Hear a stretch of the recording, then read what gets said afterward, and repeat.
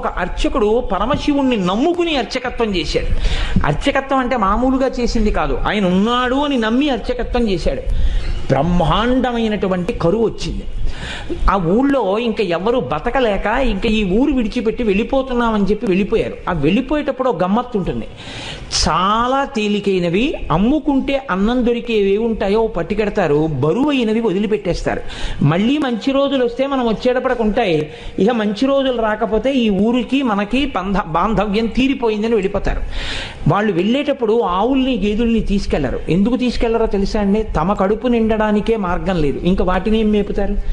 కాబట్టి కరువు వచ్చినప్పుడు ఆవుల్ని గేదెల్ని ఇంకా పోషించలేక ముందు నీరు పోయలేరు, కాబట్టి వాటిని వదిలిపెట్టేసి వెళ్ళిపోతారు. అలా వెళ్ళిపోయారు ఆ ఊళ్ళో వాళ్ళందరూ. ఈ శివాలయంలో అర్చకుడు అన్నారు, నువ్వు కూడా వచ్చేసేయి మాతో అన్నారు. అంటే ఆయన అన్నాడు, నేను వెళ్ళిపోతే శివుడికి అన్నం ఎవరు పెడతారన్నాడు. ఇది